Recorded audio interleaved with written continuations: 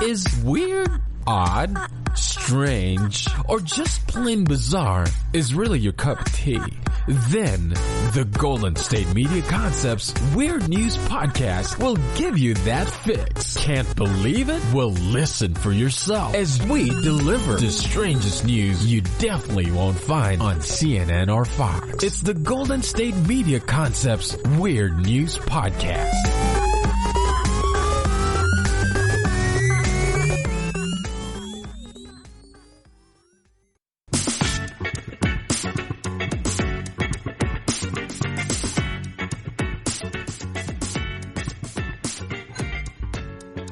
Welcome to the GSMC Weird News Podcast, brought to you by the GSMC Podcast Network. I am your host, Canoodling Caleb. Today we are going to start off with some weird news crime stories, in which a man thwarts a robbery by throwing a pizza at the man robbing him. It's been a while since we've done that, and by a while I mean about a week. After that we're going to move into some weird news animal stories. Once again, it's been a while since we've done that, including a cat in England which has contracted COVID-19. Bad news for England. Then, in the third segment, we're going to do stories on delinquents, in which a young girl is sent to juvenile detention for not doing her homework. And finally, in the fourth segment, we will do my top 10 weirdest survival stories. So that's people who have survived unorthodox situations, and hopefully they will be stories you guys have not heard of yet. Can't wait to get into that. Let's get started. Alright, so the owner of Stargate Pizza, located on Sussex Highway, reported to police that a man armed with a machete attempted to rob him at the closing of his shop. The owner went on to say that the robber reportedly demanded money in exchange for the owner's life, and the owner told the robber that he had no money on him. The owner, in an act of desperation, then threw an entire pizza pie at the suspect, which caused the man to retreat to his vehicle and drive away. So I'm going to read that part one more time. The owner threw an entire pizza pie at the suspect, which caused him to retreat to his vehicle and drive away. I'm trying to imagine this in a film, right? Somebody's being robbed. One guy's a machete. One guy's a pizza. The guy with the pizza throws the pizza at the guy with the machete, and the guy with the machete drops the machete, runs to his car, and drives away. Oh, this doesn't make any sense. This is a bit, I'm a little skeptical on this story, I have to admit. Not all the dots align on this one.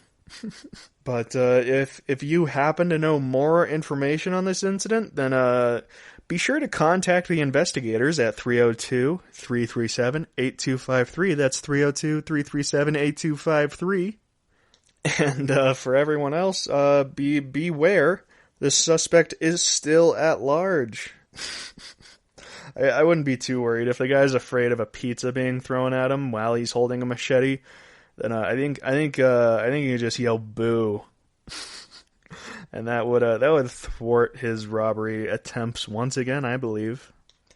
Now, unfortunately, that's all we have on this story.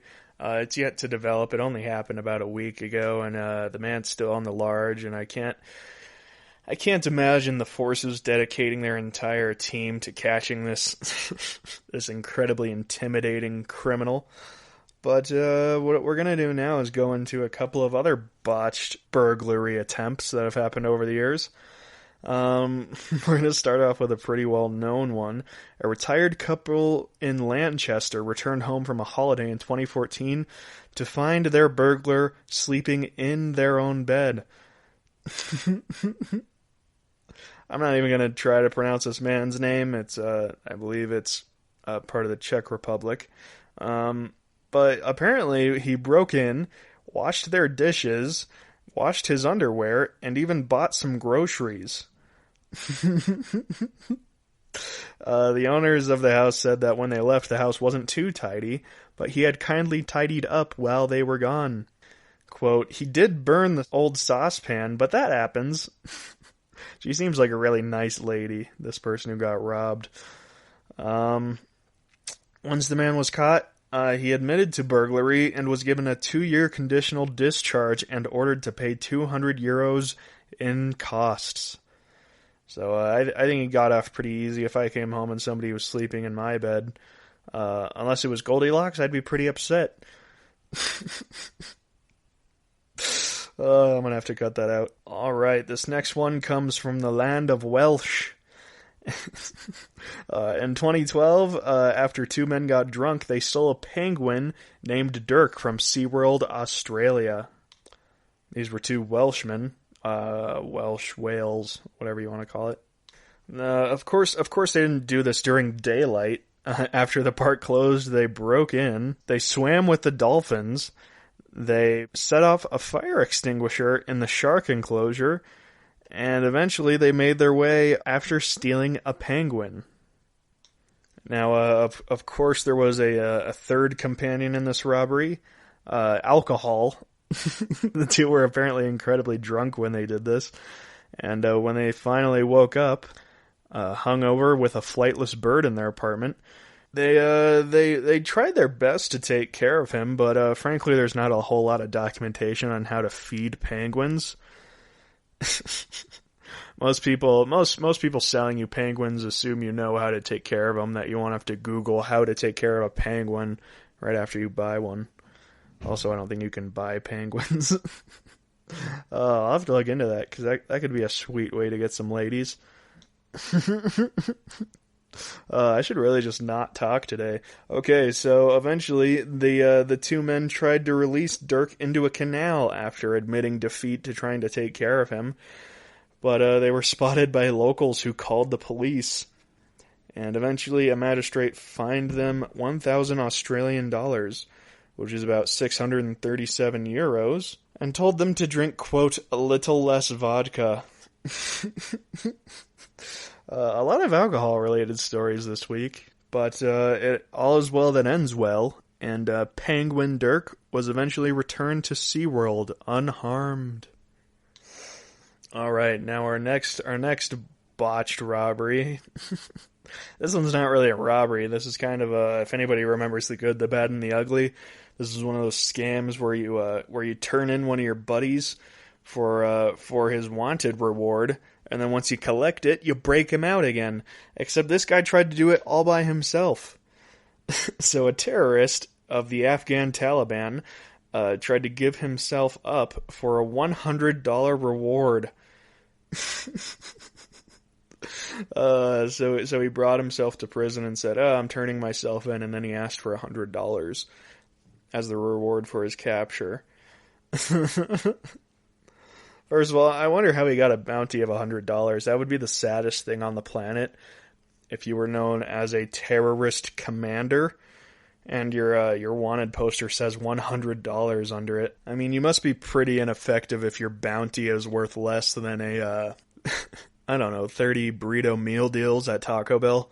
That would be quite demoralizing to me. That's probably why he turned himself in. He reportedly walked up to a police checkpoint in 2012 holding his own wanted poster, and he would point to his face and then to the wanted poster's face, asking for the $100 finder's fee. The authorities were, quote, at a loss to explain his actions, although one U.S. official reportedly told journalists, quote, clearly this man is an imbecile. So I guess it kind of makes sense that he was only worth $100. Alright, that's it for that story. Now this next one's pretty short, but it's pretty funny to watch. There's actually a CCTV recording of it. This also happened back in 2012. I guess people were losing their minds because the world was ending. I guess they didn't know what was going to happen in 2020. Anyways, so this kid named James Allen attempted to rob a store in Oxfordshire, and He robbed it with a toy gun, and the lady knew immediately that it was a toy gun because Allen had attempted to rob the exact same shop 10 days earlier. So she knew quite well what he was doing, and she wasn't really afraid of him at this time. But in between the 2 robberies, they set up a camera in their shop. So this time they actually caught him on camera, and he was later arrested. But the funny part is, while he was trying to escape, he couldn't leave. He was trapped inside the store because he was pushing the door instead of pulling it. If anyone's seen, I think it's Snatch, the movie Snatch, the exact same thing happens in a robbery scene. But I don't think anybody suspected this could happen in real life. But apparently it did back in 2012. The individual, Alan, was of 29 years of age, so he wasn't a kid. Not really a whole lot of excuse for that. If you're gonna rob a store, make sure you know your exit is a pull or a push door. First, know where your exits are, and then know whether they're a push or a pull door. I shouldn't be giving advice on how to rob a store. Alright, now this next story is actually quite heartwarming.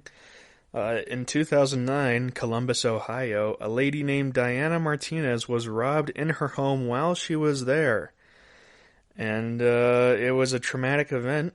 And 2 hours later, the robber returned and asked her out on a date. Diana said, quote, "It's never happened. In my 8 years and some months, I've never had anything happen like this before." And, of course, this man was later arrested. But, yeah, that's my second rule in robbing stores. Don't go back and ask your victim out on a date. First of all, they'll probably say no. Second of all, you'll land yourself in prison, which is not a good time. Alright, next up is a robber who broke into a house and ended up being a sexual slave for 3 days. So this happened in Russia, and a man broke into a salon of a 28-year-old hairdresser who was armed with a significant martial arts training. The woman held the 32-year-old robber captive for 2 days as her personal sex slave. She had him gagged, handcuffed to a radiator with pink, furry handcuffs, and she allegedly fed him Viagra before... Oh, we don't have to get into that. That's filthy. Filthy, I say. After approximately 48 hours of, quote, punishment, the man was released from his prison, heading straight to the hospital for treatment of a torn... that's... Okay, come on now. We don't have to talk about this kind of thing. But the funny part is he went to police to report Olga. Of course the lady's name was Olga. Never rob a lady named Olga, folks. That's rule number 3 of Caleb's robbery rules. The robber, he reported her to the police, was, quote, actions of sexual nature. In America, you cannot get arrested for actions of sexual nature. But the shocked police eventually actually arrested Olga, who promptly reported Victor for the robbery. Quote, "What a bastard." She went on to say, "Yes, we had sex a couple of times, but I've bought him new jeans, gave him food, and even gave him 1,000 rubles when he left." So I guess Olga kind of saw this as a trade deal. Okay, sure, you can rob me, I'll even give you the money, but you have to stay in my basement for 2 days tied to the radiator with fluffy handcuffs. Which, look, I'm not going to say it sounds like a good thing. But it's not the worst way for a botched robbery to go down. I'll say it that way. This last one hits close to home. A thief breaks into a house. A pair of couples enters the house, so that's 2 pairs of adults, and they suspect something is awry because stuff is missing, all the expensive stuff. Eventually, one of the male parties of the couple says a joke, and the robber bursts out laughing, and then the 4 apprehend him, call the police, and the man is arrested and fined $100,000 for bail money. That, like I said, that one hits close to home because if there was any way I would get caught robbing, it would be laughing at my victim's joke. It wouldn't even have to be a joke either. He'd just have to say, hey, I think we got robbed, and then I'd burst out laughing. Probably not a good strategy, folks. That's it for our crime stories this week. Stay tuned to the next segment where I will give you my top animal stories of the week. Check out the show built around the women of MMA. From the UFC to the extreme cage fighting, we got the fights covered. Listen. It's the Golden State Media Concepts Women's MMA Podcast. The latest news of upcoming fights, discussions of previous matches. Join us as we talk to and about the biggest names in women's mixed martial arts. Past, present, and future. When it's the women's fight game, you know where to listen to. The Golden State Media Concepts Women's MMA Podcast.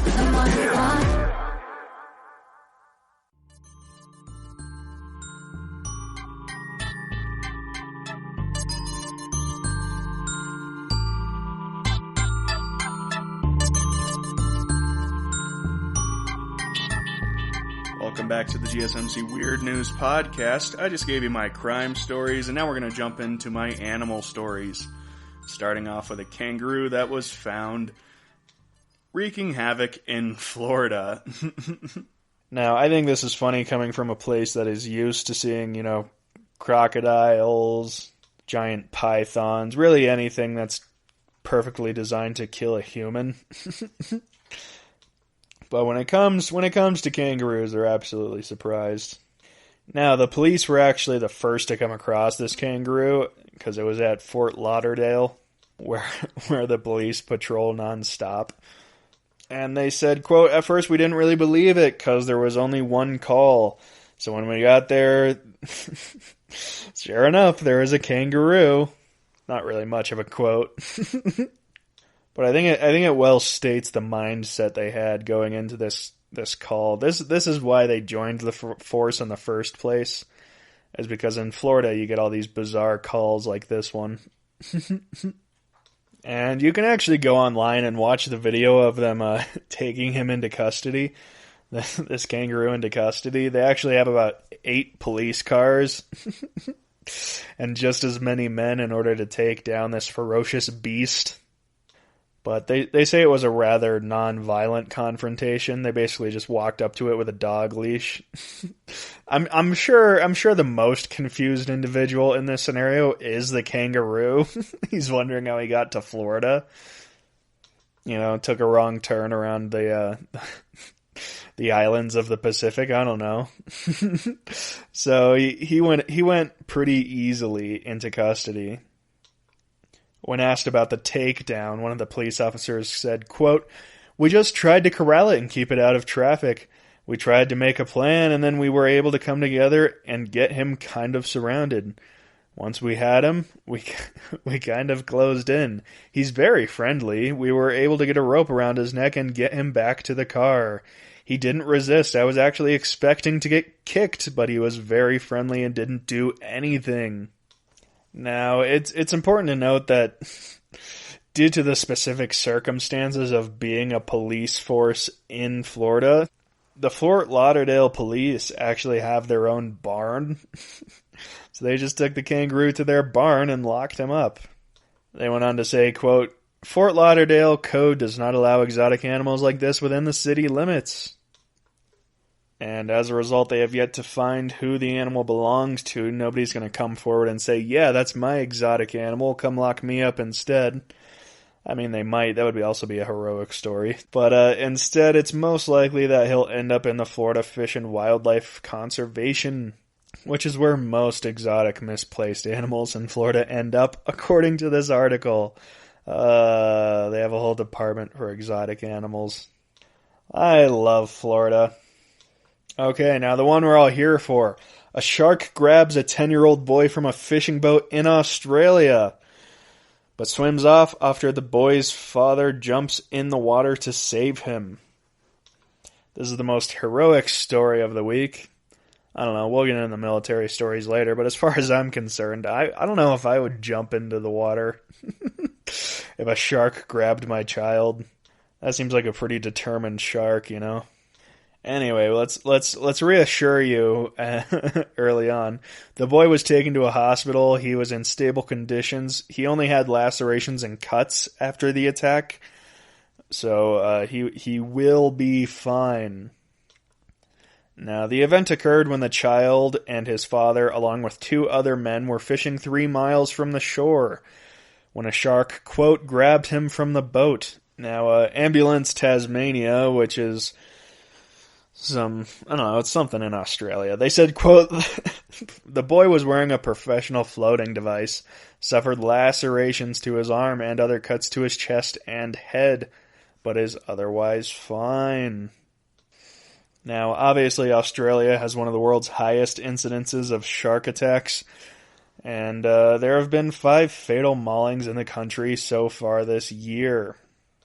The most recent being only a week ago when a 15-year-old surfer was actually killed by a shark. That's no good. Anyways, back to the story.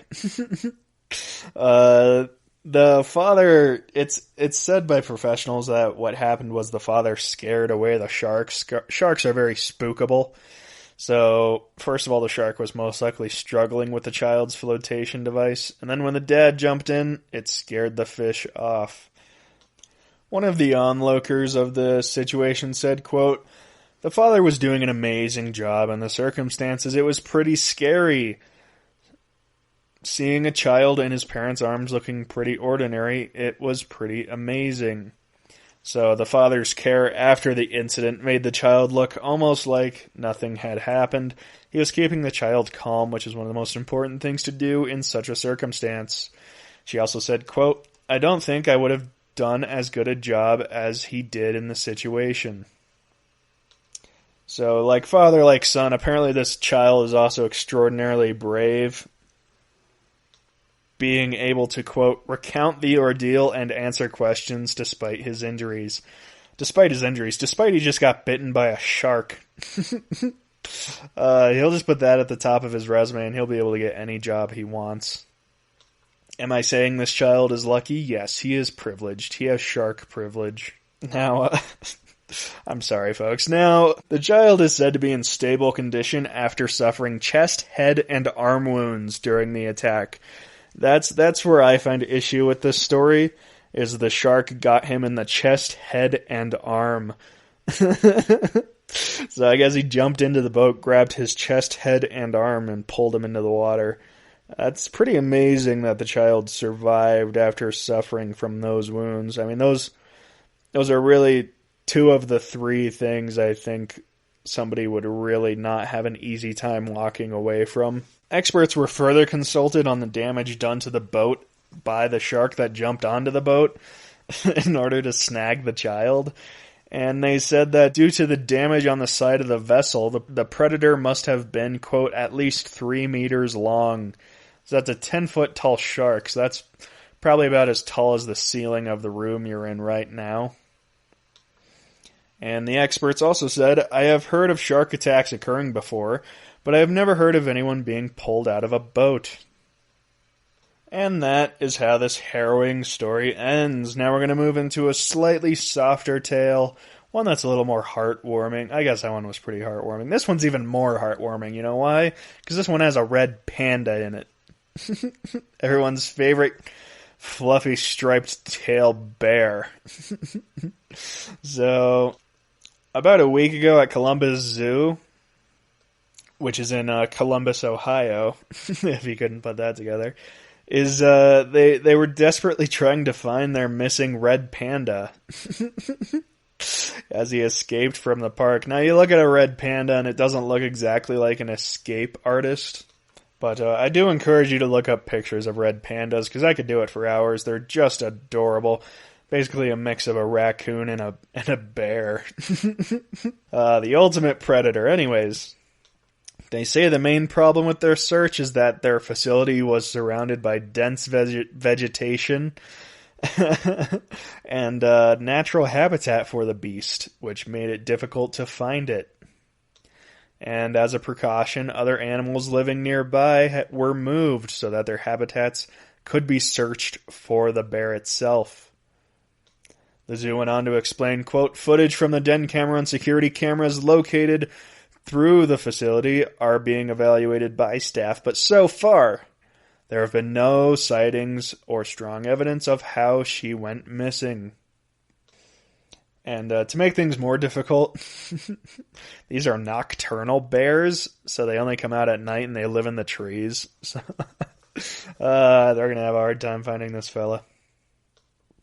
They also said that this young bear is a recent mother of 2 cubs who are still nursing, which makes the care team worried. But they did mention that they are prepared to feed the cubs a specialized formula if necessary, but it will not be as good for them as being with their mother. They went on to say, quote, the animal care team believes she is likely close and that she may return on her own due to her 2 cubs. Zoo staff are setting up an overnight watch to monitor the area.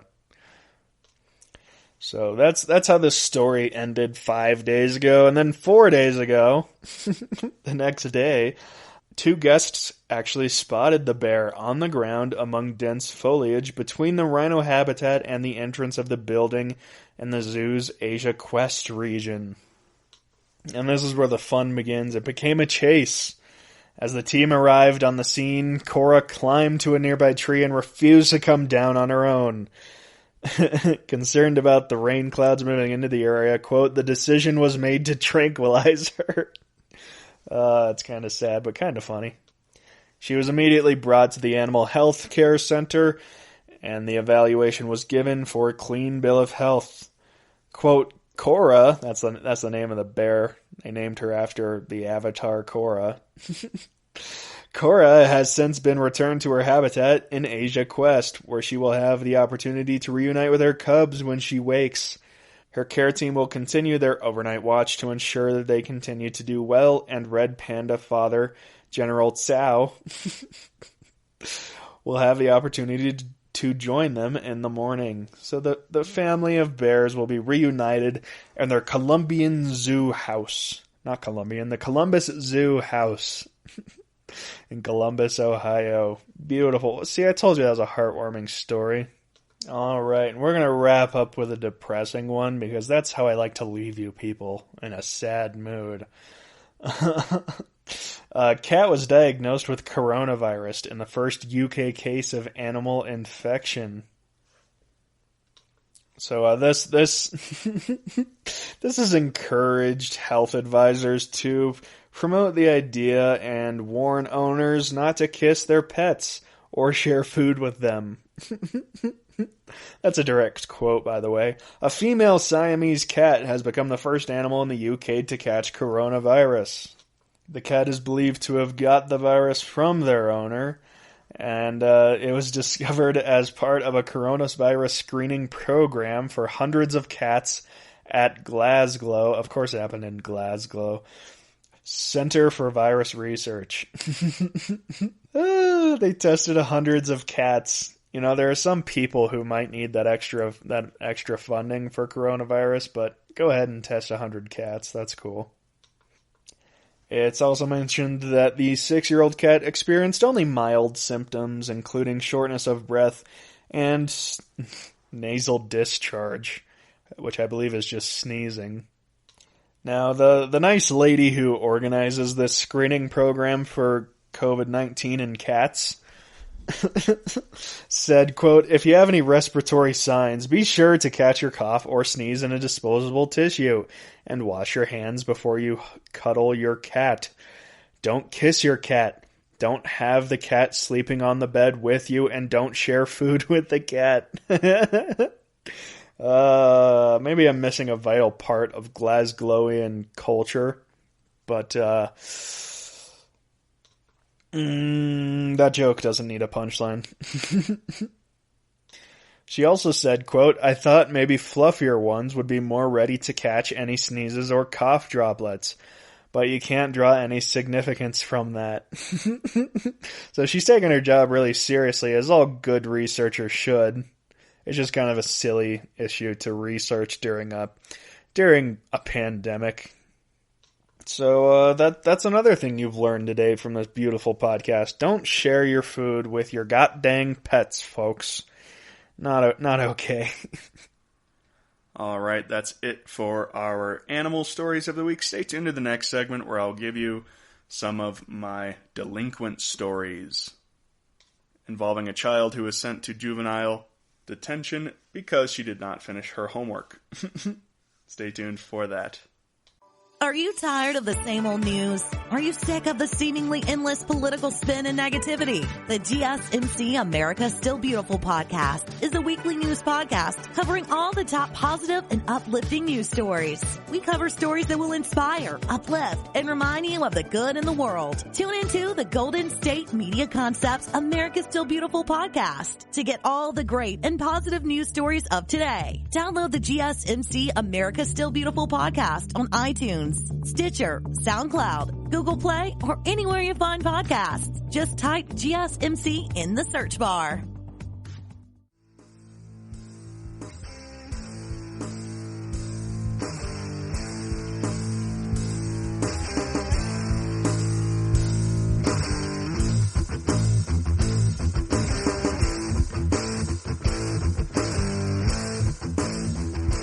Welcome back to the GSMC Weird News Podcast. I'm going to give you now my juvenile delinquent stories.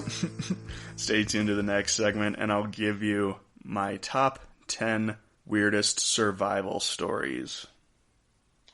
We're going to kick it off with a teen that was sent to juvenile detention center for not doing online schoolwork. So this was a 15-year-old student in Michigan, and a judge ruled that she violated her probation by not completing her online schoolwork. She's gained the reputation of a troublemaker by, quote, getting into trouble for fighting with her mother and stealing. However, it is said that she has cleaned up her act and has a nearly perfect attendance at her school. When asked about the situation, her mother said, quote, "It just doesn't make any sense." Her mother was not allowed to see her for an entire month, being that she was locked up in the Children's Village Juvenile Detention Center in suburban Detroit. A local judge incarcerated the child for not completing her online coursework after the school switched to remote learning as a result of the COVID-19 pandemic. It should be noted that local advocates are outraged and say that they are unaware of any case involving the use of a juvenile detention as punishment for a child failing to meet their academic requirements. And the funny part of this story is that the executive director of the National Juvenile Justice Network says, quote, "Who can even be a good student right now? Unless there's an urgent need, I don't understand why you would be sending a kid to any facility right now and taking them away from their families with all that we are dealing with right now." So you might be a little confused because he said right now 6 times. But basically he's agreeing with the parents of the individual as well as the general community of Detroit that this young lady should not be going to juvenile detention because she didn't finish her homework in time. So, due to the public lashback on this subject, my guess is that it won't last very long and that this kind of thing will not happen again because pretty much everybody is upset about it, including myself. Whether or not this young lady had problems in the past with the law, it doesn't have anything to do with her schoolwork. And also, her schoolwork was fine until COVID struck. So it's kind of an unrelated discrepancy in her personal relationship with herself. So I don't think the government has any job in, escorting her in chains to prison. My guess is they'll release her very soon. And if they don't, there will be a lot of lashback from the community, as there should be. I feel like the voice of the people. All right, our next story. A woman uses a bra to try to restrain a victim during a thwarted burglary attempt. So to sum up the story, a man and a woman were arrested after they tried to burglarize a home while they mistakenly thought the family was at the airport. Now, they were actually incorrect. The family was not at the airport, and when these two burglars found out about it, the female burglar tried to restrain one of the victims with her bra before attempting to escape the home. The two criminals rummaged through this family's kitchen and stole an unknown amount of prescription drugs. It's all of a sudden becoming clear both why they did this. They were probably on drugs while they did this, and also they didn't really think this through. According to state police, the woman left the home and assaulted another person while threatening to shoot them and his family. During this time, her male counterpart escaped in a vehicle while troopers arrived on the scene. The man was taken into custody while driving under the influence and is pending toxicology results, which will affect the charges on him. The woman then re-entered the house that they burgled earlier. But thankfully the residents had left by that time and refused to come home. The state police then promptly showed up, and the burglar refused to leave the house that she was invading. According to the state police, quote, troopers gained entry through the window and took the lady into custody. They are currently awaiting trial being held in Jefferson County Jail, and therefore no more bra-related crimes are likely to be committed. One of the many crimes of the justice system itself. Alright. Time for our penultimate story. A Kalamazoo County Sheriff directs detectives to investigate a message calling him fat. So this message was sent over Facebook. It said, quote, "You're a fat ass who needs to go on a diet. Stop us from living. Come get me if you want me, Tubby." Now, I've received this exact message multiple times on both Twitter and Facebook, but I never sent my army of deputies after the person who sent it. It just seems like a poor allocation of resources. However, this sheriff disagrees. He believed the proper course of action was to send his highest-ranking officers after the man who sent this message. And eventually, these detectives were directed to investigate the home of the man accused of sending the message. That is just brutal. It's actually really shameful. It's kind of gross that a person of the law would do this. And he didn't just send deputies or sergeants, he sent detectives, the highest-ranking people in his sheriff's office, in order to investigate this little message. What a peevish man. What thin skin do you have to be so offended by a little post on Facebook to send basically an army, a small army, at someone? It's so pathetic. However, the sheriff actually defended himself, saying that the message was threatening in nature. And he directed his employees to make contact with the sender and warn against threatening posts in the future. He sent his detectives to warn the guy. There are so many holes in this plot, it's unbelievable. Now, unfortunately, the detectives actually listened to their sheriff and went to the man's house and questioned him. However, the 48-year-old man denied writing the post and claimed that his Facebook account was hacked. Oh, why can't people be reasonable? It's so beyond me. Now, for some godforsaken reason, this news outlet brought this entire situation to a law school professor. And when questioned, the law school professor said, quote, "When you read it, your first response is that he's saying mean things. It reads kind of funny. It's so outlandish." It blows my mind that they're escalating this to an actual case, a legal case.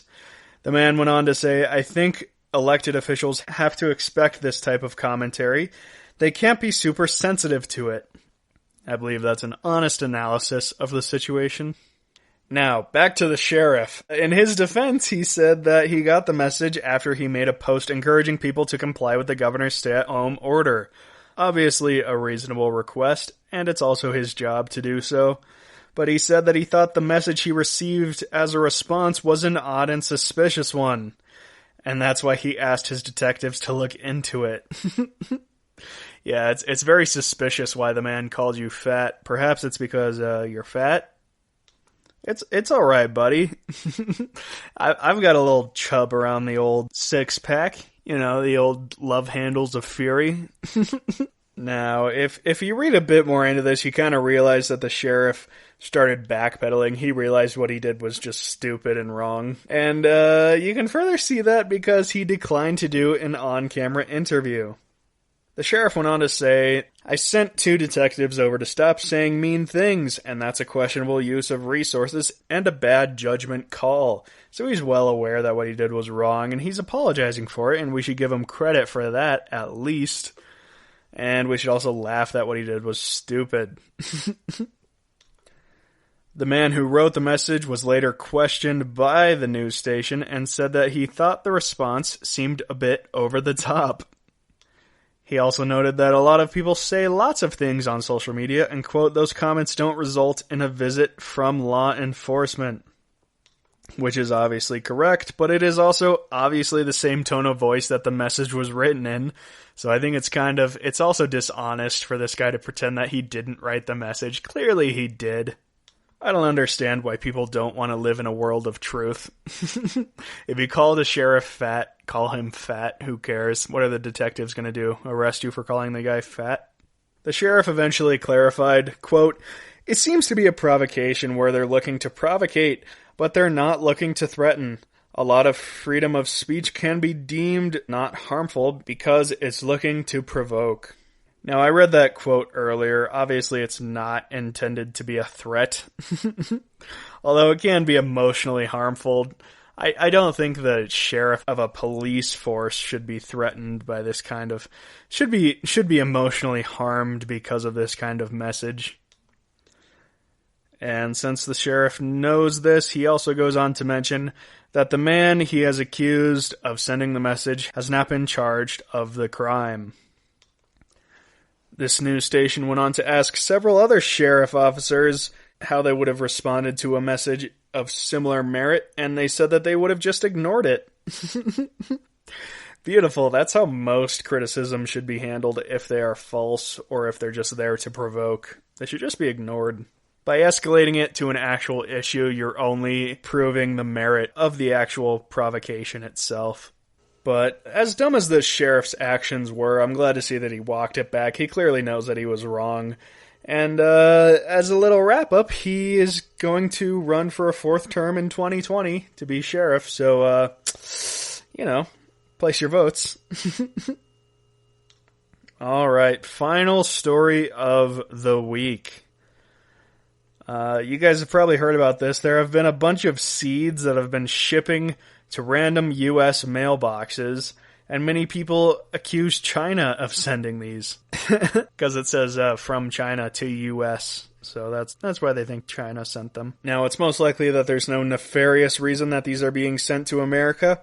It's most likely part of a, quote, brushing scam. This is according to the U.S. Department of Agriculture. A brushing scam is basically when you send free samples of your product out to people and then claim that you got stellar reviews for the product in an effort to boost your lackluster sales. However, the U.S. Department of Agriculture is nevertheless saying, quote, "Do not plant your seeds from unknown origins." There's so many euphemism jokes I could make. Anyways, be on the alert for these kind of packages. They arrive in normal packaging, usually a light gray or beige envelope. Usually they are marked as containing jewelry. However, they obviously don't contain jewelry. They contain plant seeds. Now, the problem with this is that some states, including Washington and Alabama, have labeled the shipment as, quote, agricultural smuggling. They don't want these seeds to introduce any invasive species into the plant life of their states, in fear that they will destroy native plants, insects, or severely damage crops and bring diseases. Which probably isn't the case, but nevertheless, don't just go around planting seeds that you got randomly from somebody you do not know. It could end badly. Even though it seems like a very insufficient way to attack another country. And if you do receive these seeds, please contact a local plant regulatory official. That's what your local state recommends. It's kind of goofy that we even have a local plant regulatory official. But whatever, why don't you actually give them something to do during the day and let them know that you received a random package of seeds from China. That's it for my delinquent story. Stay tuned to the next segment where I will give you my top 10 weirdest survival stories. The GSMC Life and Happiness Podcast takes you on a journey of exploration. We'll discuss tried and true methods alongside the latest trends of how to best live your life to its fullest and happiest. From psychology to meditation, science to self-help books, the GSMC Life and Happiness Podcast will help you to discover what makes you happy and how you can live life being the best you possible. Download the GSMC Life and Happiness Podcast on iTunes, Stitcher, SoundCloud, Google Play, or anywhere you find podcasts. Just type GSMC in the search bar.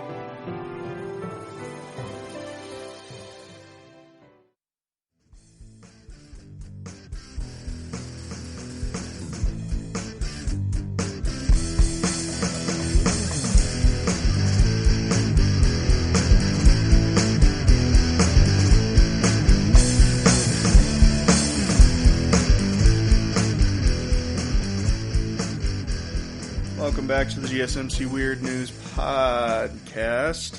We're now going to jump into my top 10 weird news survival stories. In no particular order, we're going to start off with the Robertson family. So for 38 days, the Robinson family was lost at sea. This occurred in a British vacation area in which a dairy farmer just wanted to take his family for a boat trip before everything went horribly wrong. This occurred on January 27th, 1971, when a man and his wife and their 4 children set out on a wooden boat called the Lucette. The eldest son of the group told BBC after all of the accidents that his father had made very few preparations for the trip in advance, even though he had previously been in the British Merchant Navy.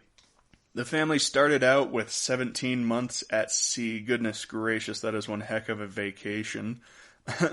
It started out a year and a half just fine, as the family sailed from port to port in an attempt to see the world. But on June 15th, 1972, the family encountered a group of killer whales off the coast of the Galapagos Islands, and, surprised, the whales attacked the boat, which led them to splintering and severely damaging the vessel. The ship began to take on water, and all the family had was one lifeboat and a small dinghy. All the lifeboat had on it was just 6 days' worth of food, which means that after only a week they had to survive on rainwater and the hunting of turtles. Their only hope was to ride the Pacific currents to the middle of the ocean, which would push them towards the Americas. After 16 days stranded in their lifeboat, the lifeboat was no longer usable. The family were forced to literally hang on to a piece of wood, a 10-foot long piece of wood, until they were discovered by Japanese fishermen 10 days later. In total, they were lost at sea for over a month, and it is frankly quite a miracle that they were discovered at all. Alright, number 9. Stephen Callahan. So this man had been sailing across the Atlantic all by himself in his 6.5 meter long boat, and he began his journey home in January of 1981. Everything was going just fine, and then a storm formed around his boat one evening, and initially it didn't concern him. However, a whale or a shark slammed into his boat and caused a giant hole to form. This occurred in the middle of the night, halfway through the deadly storm he was already in, and obviously the boat quickly began to sink. The man has said that he dove back into the sinking vessel multiple times in order to get survival gear out of it. He planned on staying at sea for quite a long time as he was not near any land. All he had to float was a 6-foot-long circular raft, which was adrift 800 miles west of the Canaries, and it actually was heading farther away from them, not closer.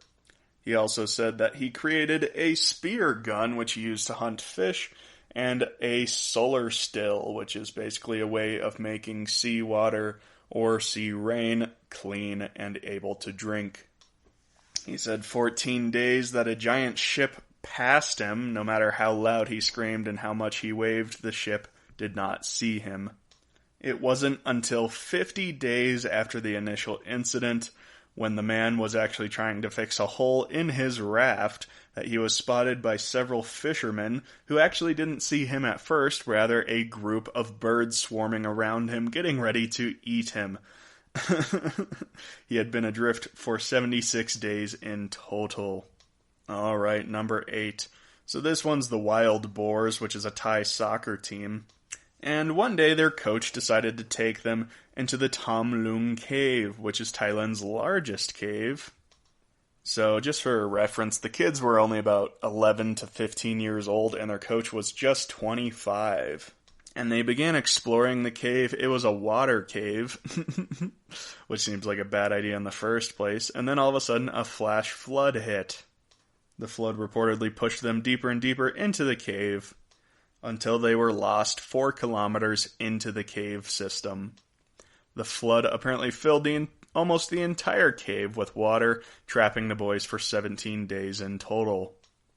The boys had no food and relied on dripping stalactites for fresh water. In an act of desperation, they began digging a hole in the side of the cave, hoping just to come out on the other side. In civilization, unfortunately, that did not work out. They had to wait for British divers, who had set out from the cave entrance only 3 hours prior to the boys beginning to dig the hole. And once the boys were discovered, it took 3 days in order to get all of them out. As in order to get one child out, it would take 2 divers, 3 diving equipment systems, and several hours worth of swimming just to get out of the tight squeezes in the cave. Thankfully, all the children were saved. Alright, Angela Hernandez, number 7. So this happened pretty recently, July 2018, when a young lady was diving near Big Sur down in Highway 1, heading towards Southern California. This young lady was driving on Highway 1 when a small animal crossed the road, causing her to dodge it and miss it, and in doing so, her SUV shot off the road and off a cliff, tumbling down about 200 feet to a desolate rocky beach. I am now going to read what happened to her, physically. So if you're not into that kind of thing, you might want to skip this part. But she had a brain hemorrhage, fractured ribs, a broken collarbone, ruptured blood vessels in both eyes, and a collapsed lung. Of course, she did not die. She's far too tough for that. When she woke up, she realized that water was flooding into her car and by then was already up to her knees, and so she took out her multi-tool, broke her window, crawled out of the window, and swam to the beach, where she passed out. When she woke up, she realized that nobody was near her, and it would be quite a journey just to get to where somebody could get her to a hospital. She had to walk for several days. Even though she could see and hear cars passing the cliff above her, there was no way they could hear her screams. Finally, a few hikers were scouting the beach for fishing spots when they stumbled upon her wrecked Jeep. They contacted authorities who secured the beach until they found the lady, the owner of the Jeep, who was crumpled up and sleeping on some rocks nearby. They gave her water and called for help, and this ended her 7-day ordeal. That is a long time to spend wandering the beach. Alright, number 6. Julianne Koepke. So this lady was on a plane during Christmas Eve of 1971 when the plane got struck by lightning and began to disintegrate in midair. The lady landed, still strapped into her seat, about 2 miles above the Peruvian rainforest. Her collarbone was broken, but other than that, she was alive. In fact, she was the only survivor of the crash. She wandered through the jungle until about 9 days later when she found an encampment. A few hours later, lumber workers came back to the encampment, gave her first aid, which included pouring gasoline on her arm, which had been infected with maggots. Gross. She was quickly airlifted to a hospital, where she was saved. Truly a 1 in a million survival chance. Alright, number 5. Apollo 13. This is probably the one you guys have heard of, in which these people were in space and faulty wiring ignited an oxygen tank, which blew up part of the spacecraft. The crew had to make a day's worth of food last for 4 people across 4 days. The crew had to make an orbital correction that took them far away from the moon to slingshot them back towards Earth. Of course, they were the only people who did not make it on the surface of the moon, and the lunar module provided a safe haven for the astronauts in space while the crew was in space, but the craft couldn't survive the atmospheric re-entry.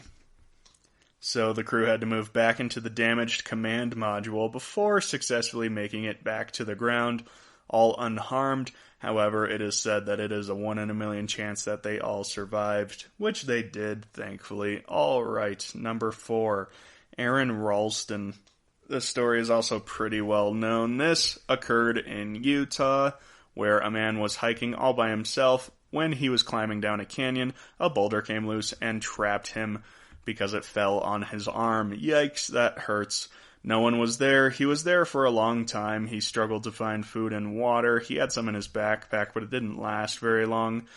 3 days later, he decided to amputate his arm that was caught in order to escape.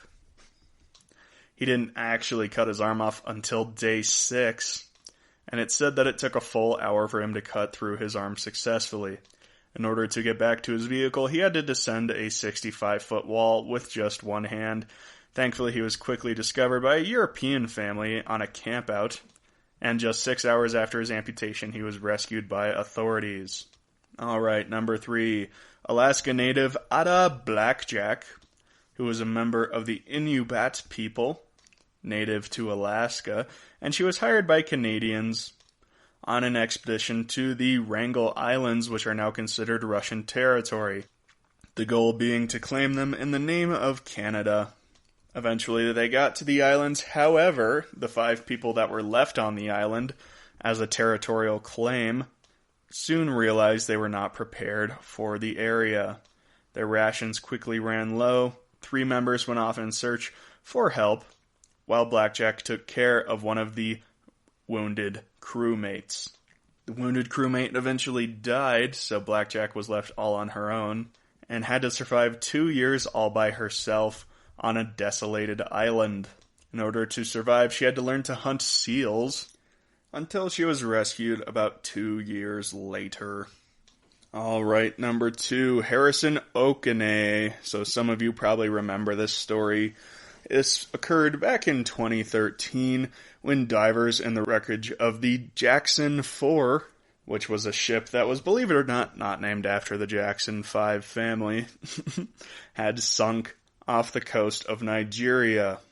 These divers searched the vessel, which had sunk about 100 feet off from the surface, and what they didn't expect to find was a survivor. Harrison Okene was the ship's cook, and he was locked in the bathroom while the boat capsized. He tried to reach an emergency exit hatch, but the hatch failed due to the incident. Kinda defeats the purpose of an emergency hatch, but whatever. The boat obviously began to fill with water as it sank, and the man was trapped inside. He found himself trapped within a 4 square foot bubble of air. Good God almighty. Sorry, folks.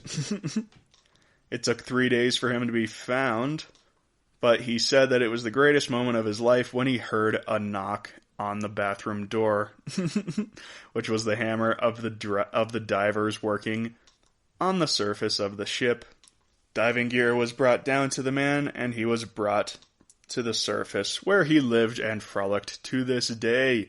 You can go online and watch video of his rescue. It's pretty inspiring and nice and heartwarming. Alright, final story, the Endurance Expedition. So the leader of this expedition was Ernest Shackleton, and his goal was to reach the South Pole. He set out with a group of 28 men, and they hoped to make it all the way across the continent, arriving to a waiting ship on the other side. Does not sound like a good idea if you ask me. And it wasn't, because eventually they became hopelessly trapped in the ice as their ship, the Endurance, fell apart. As with all of these, supplies began to dwindle quickly, and the men took their lifeboats, floating to an island that took 14 days in bitter Antarctic seas to reach. From there, they had to mount another expedition to South Georgia Island, the nearest inhabited island, nearly 1,000 miles from their original starting point.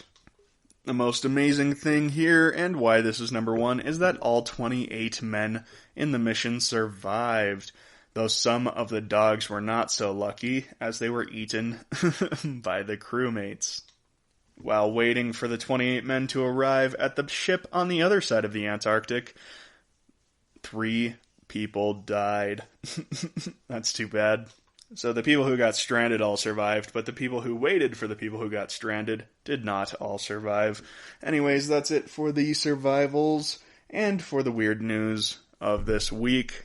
Thank you for listening to the GSMC Weird News Podcast, brought to you by the GSMC Podcast Network. I will ask that you please subscribe, leave us a comment below. Please follow us on Facebook, Twitter, and Instagram. And leave us a review on iTunes. That really helps. Thank you and have a good night.